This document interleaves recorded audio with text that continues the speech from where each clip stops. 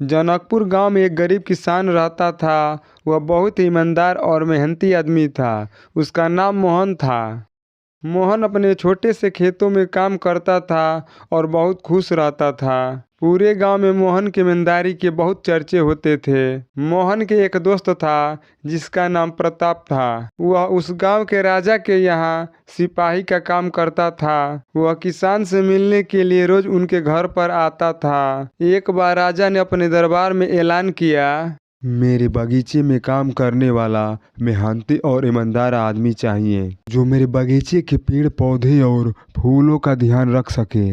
राजा की यह बात सुनकर किसान के दोस्त प्रताप ने सोचा, यही मौका है मेरे मित्र किसान मोहन से मित्रता निभाने का। मैं उसे बगीचे में काम के लिए रखवा देता हूँ। वह मेरे साथ रहने लगेंगे और मेरे मित्र किसान मोहन का गरीबी दूर हो जाएगा। महाराज, मैं एक ईमानदार आदमी को जानता हूँ जो यह काम अच्छे से कर लेगा। तभी राजा ने सिपाही को आदेश दिया कि जाओ उसे कल से ही बगीचे में काम करने के लिए लेकर आओ। उसी वक्त प्रताप अपने किसान दोस्त मोहन के घर जाता है और कहता है, मोहन राजा साहब के बगीचे में काम करने के लिए ईमानदार आदमी खोज रहे हैं। मैं तुम्हें बगीचे में काम करने के लिए कह दिया हूँ। ठीक है, आप कह रहे हैं तो मैं काम करने के लिए तैयार हूँ। किसान मोहन ने हाँ कर दिया।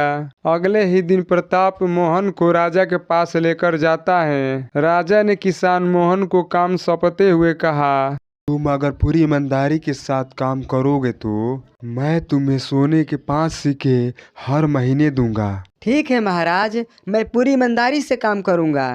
किसान मोहन उसी समय बगीचे में काम करने लगा। मोहन बगीचे में बहुत मेहनत से काम करता था। कुछ दिन बीत गए। मोहन ने बगीचे को हरा भरा बना दिया। राजा को किसान मोहन का काम बहुत पसंद आया। एक दिन मोहन बगीचे में खुदाई कर रहा था तो जमीन में से एक बहुत बड़ा संदूक निकला। किसान ने वह संदूक बाहर निकाली और खोलकर देखा तो वह सोने और चांदी से भरी हुई थी। यह देखकर किसान मोहन बहुत खुश हुआ और अपनी ईमानदारी दिखाते हुए राजा के पास पहुंचा और राजा से सारी बातें बता दी। तो राजा ने कहा, मैं तुम्हारी ईमानदारी से बहुत खुश हूँ, तुम मुझे वहाँ लेकर चलो। राजा किसान मोहन के साथ उस बगीचे में जाता है जहाँ मोहन ने संदूक निकाला था। राजा ने देखा तो कहा, यह खजाना तो हमारे पुरखों पुरानियों का है, हम इसे कई वर्षों से खोज रहे थे। वह खजाना देखकर राजा बहुत खुश हो जाता है और अगले ही दिन राजा ने किसान से पूछा, बोलो तुम्हें क्या इनाम चाहिए। मुझे कुछ भी नहीं चाहिए महाराज, मेरे पास जो कुछ भी है मैं उसी से खुश हूँ। राजा उनकी इतनी बात सुनकर और खुश हो गया और कहा, मैं तुम्हें हुक्म देता हूँ कि आज से तुम मेरा मंत्री रहोगे। ठीक है महाराज, मैं आपकी बातों का पालन करूँगा। उस दिन से किसान मोहन राजा का मंत्री बन गया। तो दोस्तों, सबसे बड़ी ईमानदारी ही है जिससे एक गरीब इंसान किसान से राजा का मंत्री बन गया।